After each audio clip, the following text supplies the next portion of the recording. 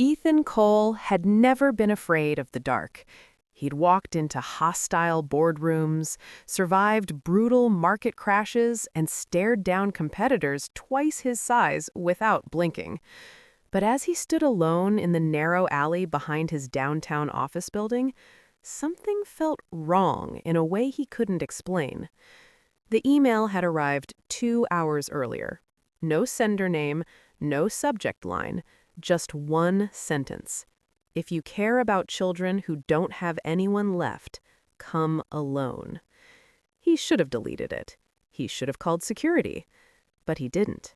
At 39, Ethan had everything most people dreamed of: wealth, power, recognition.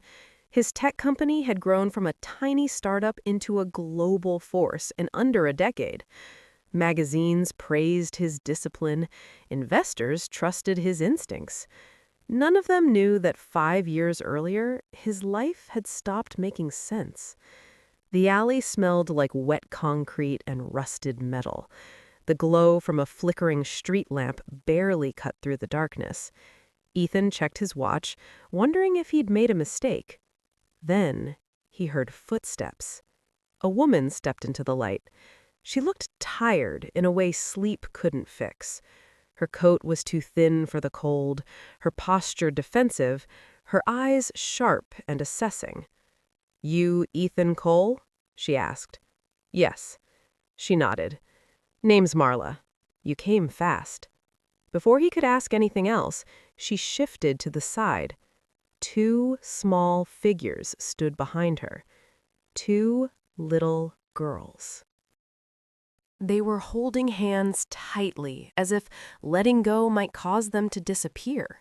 Their clothes were dirty, clearly donated, sleeves too long, shoes worn thin. Blonde hair framed pale faces that hadn't learned how to hope yet. But it was their eyes that froze Ethan in place. Green. The exact same green he had seen every morning for 3 years in the mirror reflection of the woman he loved, his wife. "These are my stepkids," Marla said flatly. "Their real mom took off. Their dad's dead. I don't want them." Ethan swallowed. "Why am I here?" She folded her arms. "You're rich. You help people. I figured you'd pay to take them." The words hit him slowly, then all at once. "You're trying to sell children?" Marla's jaw tightened. "I'm trying to survive. They eat, they cry, they need things I can't give." Ethan's instinct screamed for him to call the police, to end this immediately.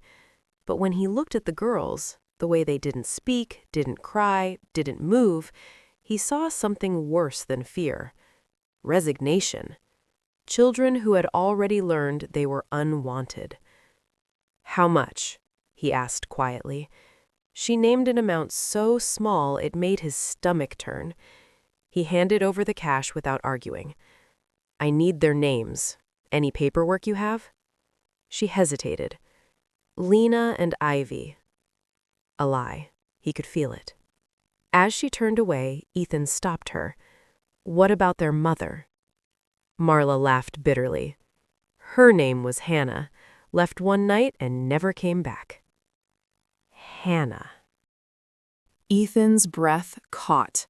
Hannah Cole had died 5 years ago in a car accident, or so he had been told. Moments later, Marla vanished into the darkness.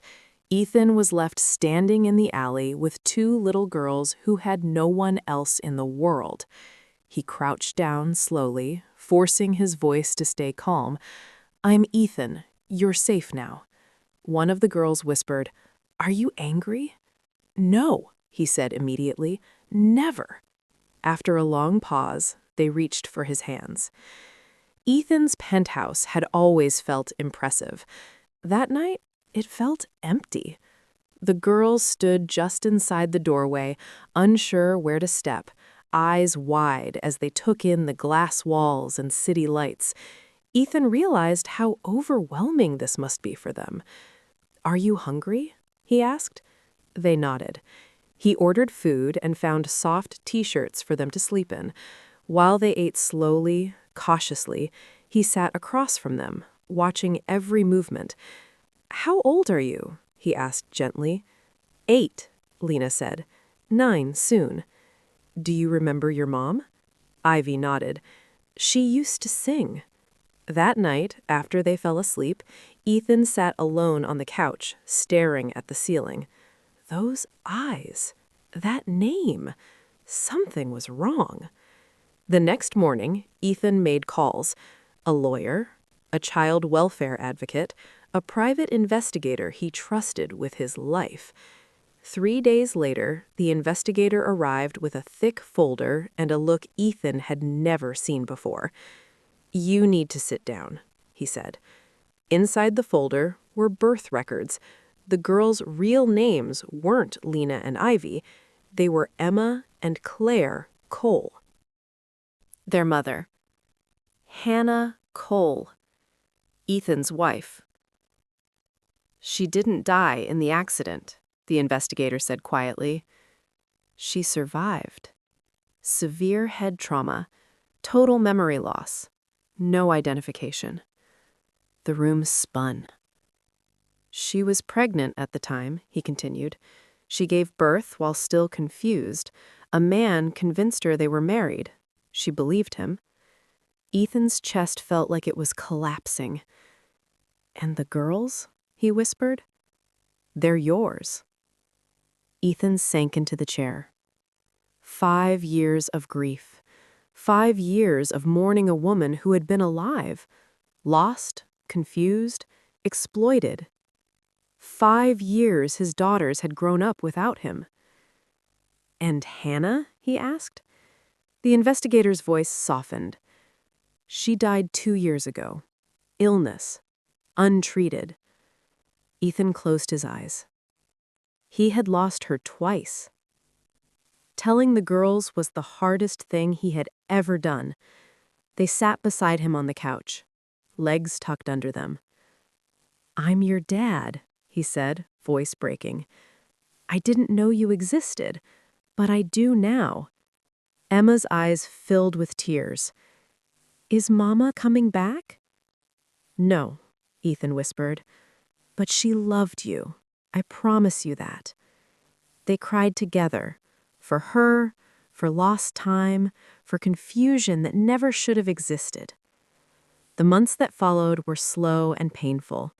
Therapy, school, nightmares. Ethan learned how to be a father from scratch. He read bedtime stories, packed lunches, attended school meetings. Claire drew constantly. Emma talked endlessly. And slowly, they became a family. Years later, standing at Hannah's grave, the girls held Ethan's hands. "She didn't leave us," Emma said softly. "She just got lost." "And you found us," Claire added. Ethan smiled through tears. Love had survived everything, even death.